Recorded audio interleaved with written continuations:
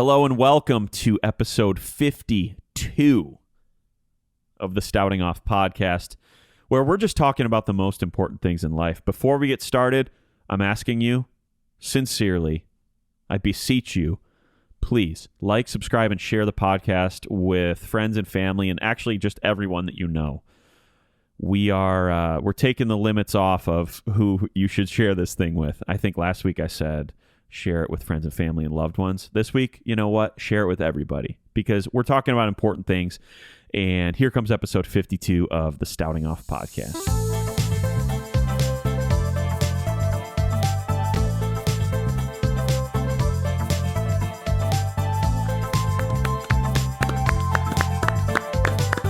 Wow, we're really doing it. Episode 52 of the Stouting Off podcast. Welcome once again. Nice to be here. Nice to see you in my spirit. I can just feel you listening and watching and just taking it all in. So it's nice to have you here. I'm joined live right now in this very moment by Jordan. Jordan, this is like old times. Jordan, how are you? This is like the original Stouting Off show. I know. Jordan, how are you? Doing great. Thank you. Can I just hear it one time? Jordan, how are you? Doing great. Thank you. Wow. Dude, that literally sent a shiver down my spine in a good way. Isn't that funny how when you do stuff like that, like over and over and over, and it becomes something that you just like, you're waiting to hear it? Yeah. Like, I didn't do anything different with my voice. I just know what I say. Mm-hmm. But even to me, like, I got a little chill. Yeah, it felt nice. It felt nice. It felt nice. We're without Will Woodington this week, listener, watcher. That's why you haven't heard. If you're listening to the podcast and you haven't heard Will's voice, which also sounds like Brian from Family Guy, the dog. He's taking notes. He's here. He's just taking notes. He hasn't been just sitting here silently taking notes. He's in fact not with us. We have come to a decision, just like the three of us, that we want to pump out content every week if possible. And if one of us can't make it, guess what? The show kind of has to go on, as long as me and Jordan are there. And so, so Will is like he's like our funny, crazy uncle who stops in and when he's in the neighborhood. And so he wasn't in the neighborhood this week, so we're without him, but we do love him. He will be back probably next week even, but that's how we're living. Would you care to add anything, Jordan? No, we love Will. We love him. He's such an addition to the show. He is. To the podcast. He's a big addition. I was watching the episode from last week, 51, and I was telling the groundhog story. Neither of you guys had talked because I was explaining whatever. He chimes in with one comment, quick, in like a moment, just like at the drop of a hat. Slaughters everybody. It just killed us. Yeah, I'm like, that was like a precise like humor arrow, like shot right in the target, right in the heart of the issue. Oh, for sure. Yeah, he's funny. He is very funny. He's funny. He should be on SNL. We've said it before. He should be a writer. Should move to LA and do comedy writing. He could do it. He could. If anybody that I know or you know probably could, it's him. It's him. I flew to Easter weekend. Last Sunday I flew to Orlando for Easter. I flew to Easter last Orlando, and then I went to. Yeah. I flew to Orlando last weekend, and I was explaining this to somebody, and here's the actual facts. I flew to Orlando to play drums at SeaWorld at sunrise on Easter Sunday. And as I was explaining that, I was like, that sounds like someone recapping a dream they had. It was the weirdest thing, dude. I was at SeaWorld. It was Easter Sunday. I was playing drums as the sun was coming up. It's like one of those. It's like one of those story problems that you have to solve, and it's like setting you up for the question, or like a Mad Lib. Drew was at SeaWorld in Orlando on Easter, playing drums. But I went to play with an artist here from town, good friend, and it was really cool. Our sound check was 3:30 a.m. And I was like, somebody said, it's pretty early, huh? I was like, 3:30 to me isn't early. It's late from the night before. Yeah. I think I draw a threshold at like 4 a.m. 4 a.m. is early. Sure. Yeah, that's fair. And our wake-up call for the 3:30 sound check was about 2:30. So I'm like, do I even go to bed around 11 o'clock? Like, we were sitting there talking at the hotel, and I was like, I don't even know if I'm going to go to bed. I did go to bed, blinked twice, and then woke up at 2:11 a.m. But it was awesome, and I tell you what, man, we've talked about this before, but the airport and the act of flying and travel, air travel in general, brings out the worst in me and the weirdest in others, I'm convinced. Yeah, sure. Fair. It's tough, man. What was it about it that made it stink? So, on our flight down there, we flew on Southwest in this particular instance. Not Southwest Airlines. You can choose your seat. Choose your own adventure. If it's available, you can sit there. And so, one of the guys in the band and I, we sit in the exit row. And this was nice because I didn't have a seat in front of me. I was fully extended. And so in this particular row, there were three. I sat on window, he sat on aisle, and there was an empty seat in the middle of us. And he put his big backpack there, and we were talking before the plane was about to take off. And some dude, he was actually a pilot, some dude walks up. Tons of seats available back there, by the way. Yeah. And the guy and I are talking. David is his name. We were talking about really interesting stuff, and I was like fully dialed into the conversation, and he totally interrupts us to say, is anybody sitting there? Now, of course you can tell no one is sitting there. There's a backpack there presently. And so we both turn to him, and you know that look of like that you can give someone without saying anything. The look that you're giving them is like, that's such a stupid question. Like, do you want to, are you sure you want to have asked that question? The look is enough. Yeah. So slowly just look at him like, here's it in real time. Hey, is anyone sitting there? And here it is in real time. Is anyone sitting there? No. And so that's about 7 seconds elapsed time. Sure. Yeah. The look and then the way we said it should have sent him to the back of the plane. It should have sent him keep continuing to walk. Yeah.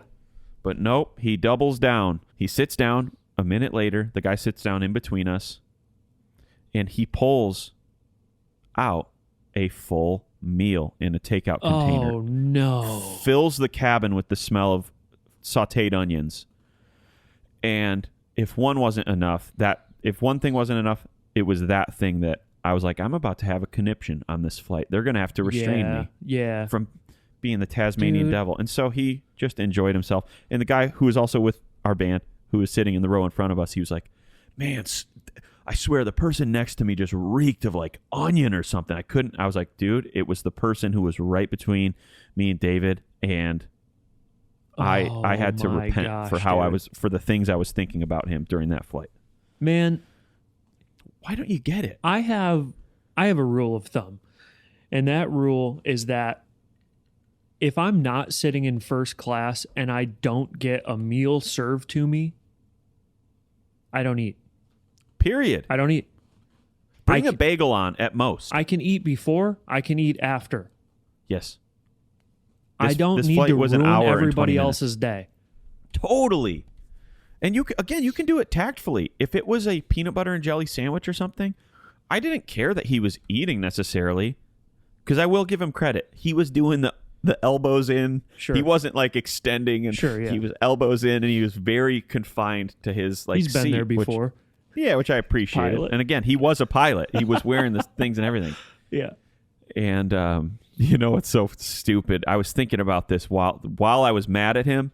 I was like, I wish I wasn't so mad at him, because I do want to ask him about the Boeing documentary. Oh, sure. I want to ask if he's seen it, but I'm so pissed that that he chose to do this. Did you end up asking him?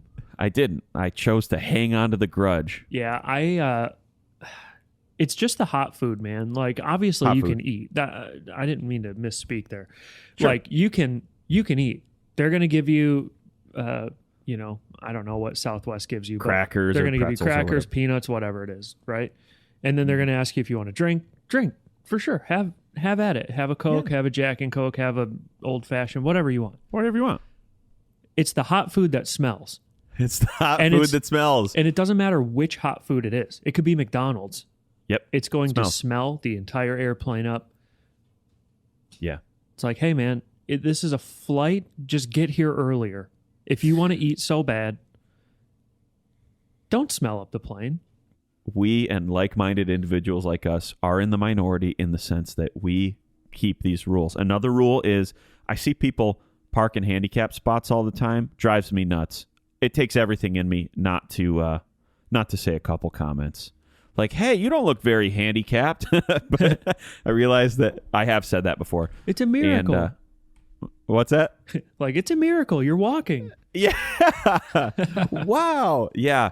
I'll always look for a hang tag first. If I don't see the hang tag, then sometimes it's on the license plate, right?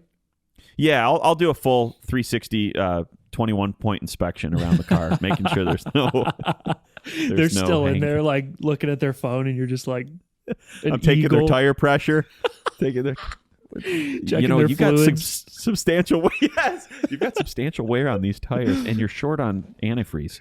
You're going to want to check. There are a couple loose lug nuts on the whatever. But I had a reverse scenario happen to me recently, Jord. I was parked in a handicapped spot that said only between the hours of 8 and 4. Yep. And it was at 5 p.m. So I rolled up and parked in that spot. And people, even in the very short period of time that I was parked, grabbing my stuff to get out, people were giving me looks and stuff. And I was like, I didn't defend myself, but what I was thinking was, hey, totally understand the look. I'm one of you.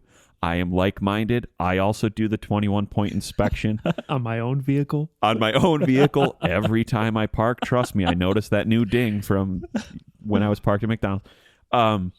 Like you'd ever park at McDonald's, by the way. That was a bad example. You don't park and go in. Right. You drive through, or you do it on the app, which I started using recently, and now I get rewards. But I wanted to say to him, I get it, but look at the sign. You got to look at the sign. Yeah. Don't look at me. Look at the sign. I saw the sign. I parked in handicap. I saw the sign. Now the handicap parking only restricted times. Restricted times. Love that song. Same. That reminds me of specifically being in 5th grade. It was blasting during a field day one year. Every time I hear it, blasts me right back in time. Takes me right back. Anytime I hear it, I think of the song that was on the radio at the same time, like Don't Go Chasing Waterfalls. Yeah, TLC. And for the longest time, I thought it was Don't Go Jason Waterfalls. Yeah. I used to think a similar take when I was that age. Go Jason Waterfalls. It's like just an empowering, like go Power Rangers. Yeah. Go Jason Waterfalls. You can do it. That's his name. Go. He's running in a marathon. Jason Waterfalls is running in a marathon. Go. You just see signs everywhere. That's one thing I'll never do is run a marathon, probably. Same. I like the idea of running and being a runner and running culture and the challenge to beat your times and exercise and fresh air. But I just don't like running, man. I like walking. I'm in the same boat, man. Kind of. I hate kind running. of like walking. Yeah. I don't want to do any of those things. Yeah. Is it snowing there? It is currently. I got a text from Will that you probably saw as well. He said, how/why snow? Ridiculous. Ridiculous. April so 18th. stupid. April 18th. My birthday is on Friday. I only remember one time in my entire life that it snowed on my birthday. I couldn't tell you when, but I remember That's it happened. troubling. Oh, your birthday's the 22nd? Yeah, coming up. This episode will have aired by then. Oh, yeah, true. Should I come up and see you? Do you have plans? Going to Vegas. Oh, Not cool. for my birthday, For work? but yeah, for work. Yeah. You can parlay that into some fun, like, birthday stuff. Yeah, I mean, I'll get like 5 or 6 really great meals, things like that. Yeah, it'll be good. We're Cool. going to a trade show out there, but yeah, it'll be fun to be with the boys, Awesome. my work colleagues. That is. Yeah. Well, it's nice when you like the people that you work with. Yeah.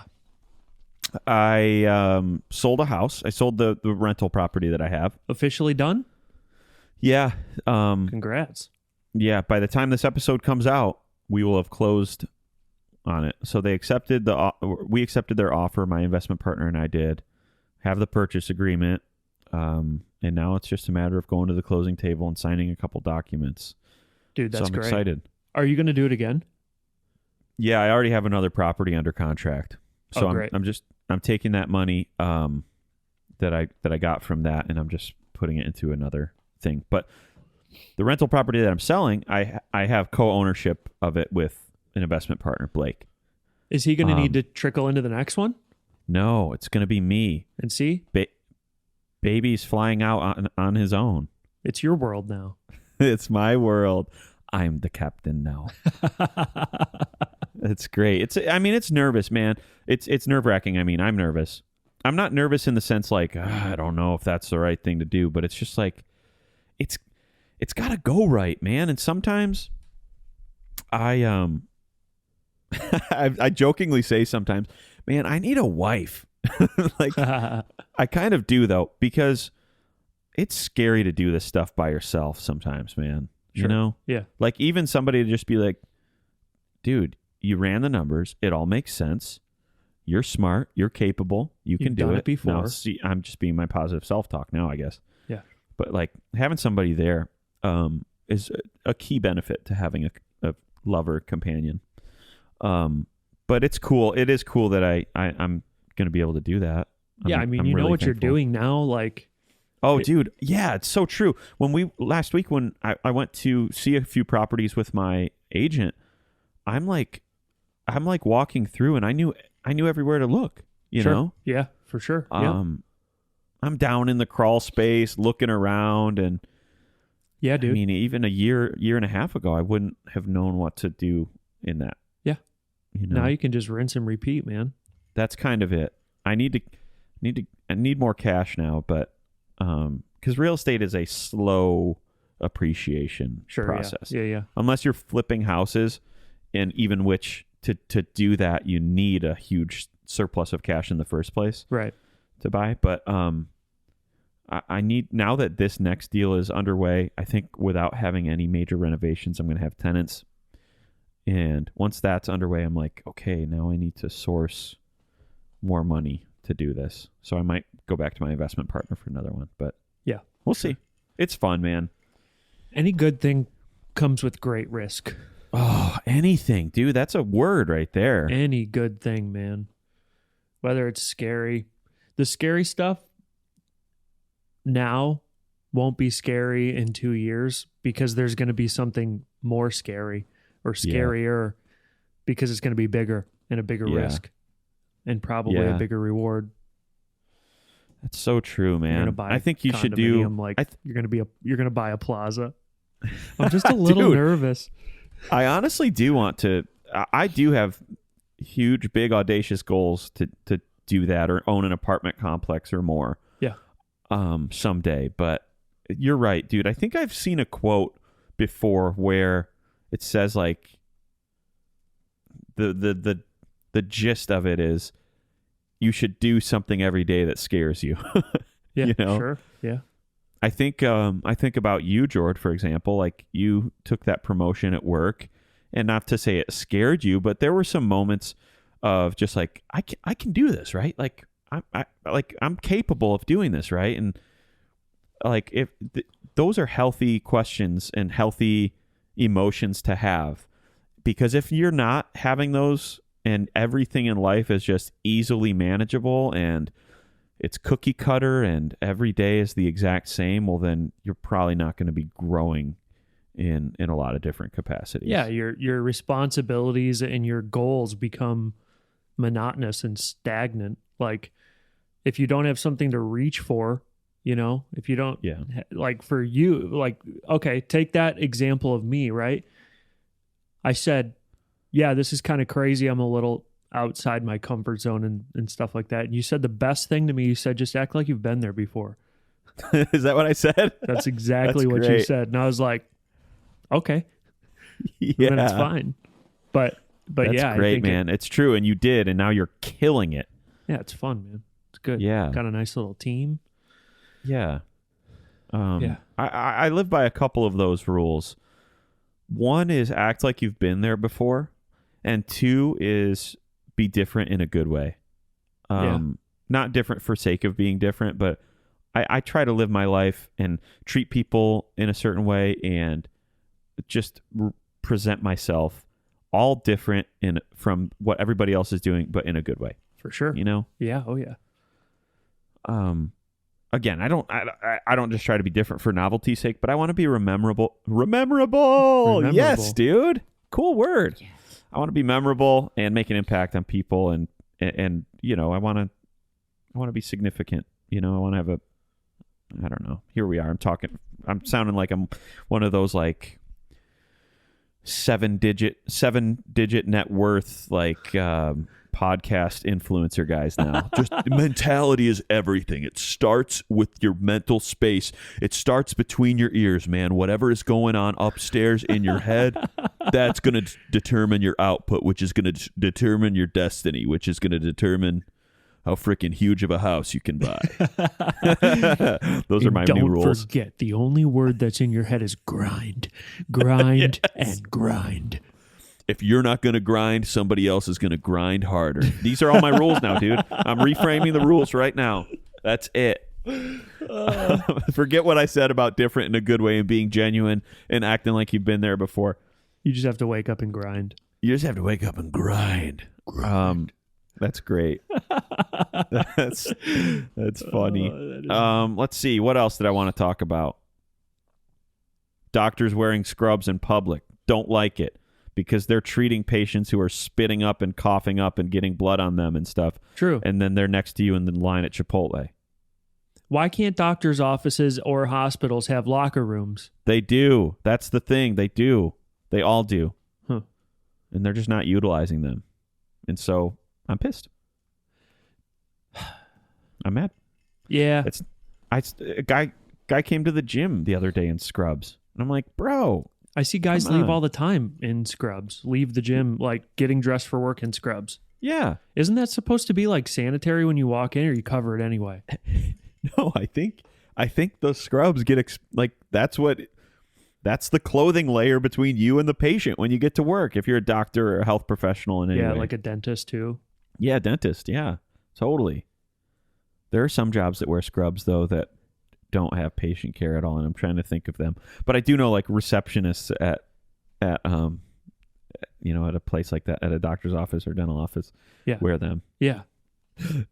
Part of it, I feel like they wear them because it commands prestige. You know, like you're when in a you walk doctor's into a office place now. and you're like when she is out, when he or she is out, I should say, receptionist is out in public and they're in the scrubs. They probably get a little bit. Hey, you know, a little bit more respect. This is my job. So what do you do there? Accounting. I book appointments. I balance the books. You can read right here. It says well, it doesn't say doctor, but should. You could see right here. It says Dr. Schulman's office, and that's where I work. I'm not Dr. Schulman, but you can see right here. You can see, if you see doctor. Oh, that's funny. Yeah. Another thing that's been on my radar recently. I don't know if I just started noticing this or maybe she just started calling me more, but I have a colleague at work who chews gum for the entire day. That's fine. No judgment. But it's like this. Oh, no. And it's her with her mouth open, which is fine. She works by herself at home. But it's not fine when she calls me and says, "Hey, Drew, I was just calling about..." Yeah, okay. So that's going to be booked for next Thursday? Come on, dude. I'm like, dude, I literally had to say, I almost said her name just now. Listen, you can't, with the gum thing, you can't. I did say this to her. I was like, with the gum, can you just send me an email? Or if you want, if we need to talk, just please don't do the gum thing. It's making the hair on the back of my neck stick up. Have you ever heard nails on a chalkboard? Yeah. She said yes. I'm like, that's what this is doing to me right now. What if she sent the email right? And it was, hey, Drew, smack, asterisk, smack. I look at her email and it has a bunch of stuff in italics, and I'm like, why is it reading through it? Why is it in italics? I scroll to the bottom and it says italics denotes gum smacking while saying. She does like, voice to text. She's driving. Hey, Drew. Translates all of it. Yeah. TSH CHCH. Oh, it's so gross. Yeah, this is the misophonia episode. Anyone with sound rage, don't listen to the back half of this episode. Yeah, that's true. Oh, so yeah, that's been a challenge. You want to know something fun? Yeah. Last episode we talked about something, and it was that I have a guy that checks me in at the gym, and I've only talked about one thing, which is the weather, current weather. Yeah. I saw him today. What's he saying? I said, "Did you see the Wings game?" Ooh, I like. And he was like, "Dude, favorite sport is hockey. Favorite team is the Wings." Let's go! New relational ground has been met. Yeah. No, that's great. No effort really needed. Nope. Because if he were to be like, "No, I don't watch the Wings," okay, move on to the next topic tomorrow. Yeah. But yeah, he said favorite sport, favorite team. So that's now we have terrific. Something to so now chat about. You've got weather and you've got the Wings. I've got weather and Wings. Yeah. And if they ever play outside or something, for like Stadium Classic, I'm probably going to be there for a solid 45 seconds at the desk talking about all that. You can talk about both. Well, the Wing, you saw the weather for this weekend. Yeah, and the Wings are actually playing outside. So how do you think that's going to affect Tyler Bertuzzi? Yeah. Oh, man. It makes me sound so dumb, but I wish that there was I should record it one time. I should do this. Yeah. The quickness in this conversational transaction. Because you don't stop.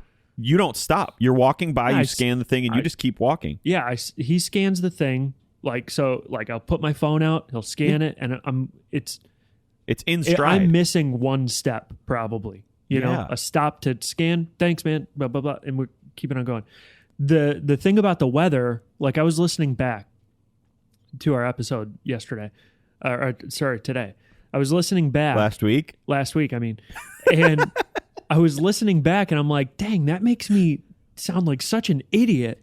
It doesn't. But then I thought about it. I'm like, if I'm there looking at him for 10 seconds, that's a lot.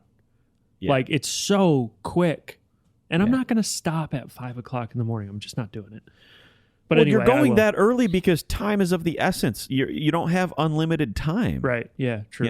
If you were out on vacation and you weren't on a schedule of any kind, you'd probably be a lot more inclined to take 2 minutes, 3 minutes and talk to this guy. If he was like a bartender and I was sitting at the bar, Lifetime Fitness kiosk, welcome desk bar, I would have a conversation with him. There's no problem in that, but it's just, it's always been the weather. But no, now I know his favorite sports team and his favorite sport, so we can chat about that. Did you see the game last night? Did you see with Larkin? Did you see this trade? All the stuff.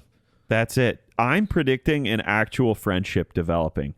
I would dig that, I think. I don't know anything about him except for what he prefers weather-wise, but if you saw him on the gym floor, up there in the weight room and stuff, you'd probably talk to him and be like, oh, for sure.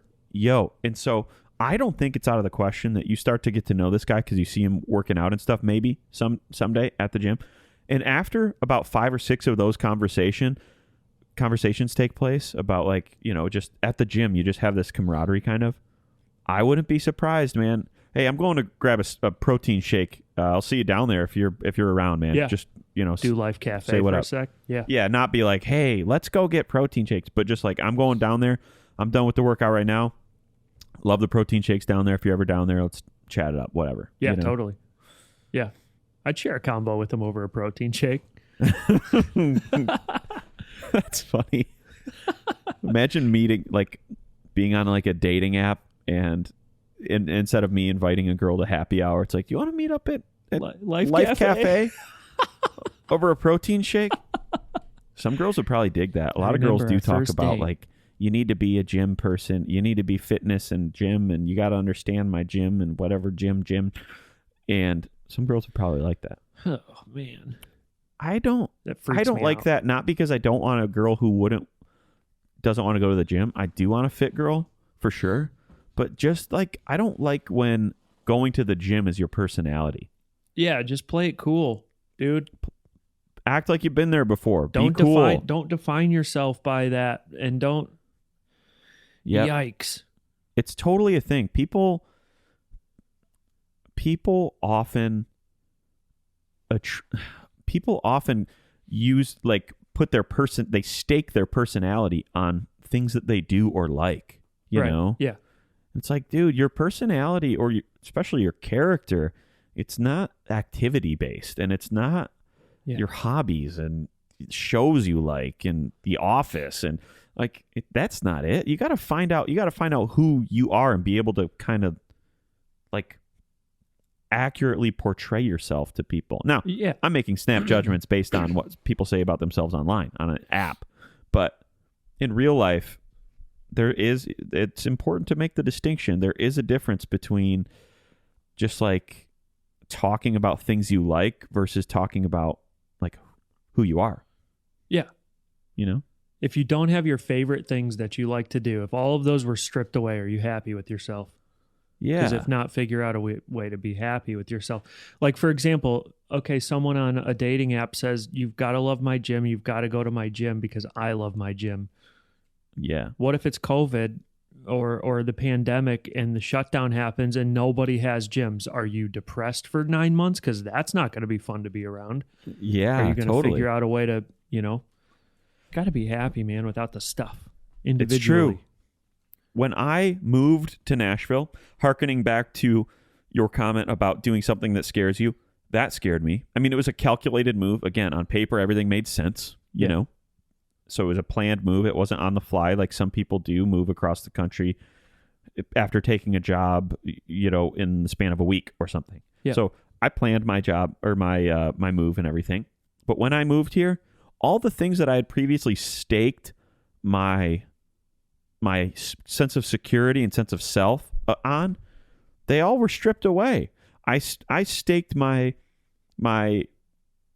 self on like playing drums and being drum guy and shows and stuff like that. And I moved here, didn't play at all for the first year and a half that I lived here. Yeah. Maybe more. I staked myself on, I am well connected and relatively well liked. I have a lot of friends and I do a lot of things around town with them, and I'm just a social butterfly. I'm the mayor of where I come from. Yeah. Moved here, I only knew you and Lauren. Yep. Well, you and Monica and Lauren. I'm talking about two for sure. Two households. Yep. And I'm like, man, after I moved here and those things were both kind of taken away, I'm like, now who am I? I really had to do some soul searching, man. Yeah, man. And I'm a better man for having done that. I'm a more self-aware man, and I wouldn't trade that for anything. But that is a difficult, arduous, painstaking process. It felt like I talked about this earlier in the show several episodes ago, like in the first 20 probably episodes. I talked about feeling like I was just being pruned, man. Yeah. Again, like how a gardener prunes away dead branches so that other branches can grow in. I felt like I was like, oh man, not to say that my drumming career or whatever was dead or being connected with people was dead, but I had to take some things away before I could kind of grow and flourish in some other areas. And then guess what? Drumming came back, community came back. There you go. And now I have more than I've ever had. I mean, I have more things going on. I have a fuller life than I've ever had, you know? Yeah, for sure. Yeah. So, dude, it's so important. It's so important. I've run out of things to talk about for this particular episode, Jord. It's a good sode. Good sode. We got back to the roots. We got back to our old heritage. Me and you. You're on camera now, which is nice. Yeah. You're going to be bigger in frame this week because, it's only two of us, so we less screen to share, so that's nice. Yeah. Shooting midday, recording midday here, so we both got our coffee instead of coffees. bourbon. It's great. Yeah, fantastic. In fact, I have to refill my coffee. No, this was fun. I thought it went a little deeper too. We got back to the deep stuff, huh? We got back to the deep stuff. We trickled into the deep end again. Kind of started talking about freaking our testimonies and stuff. Yeah, man. Lives.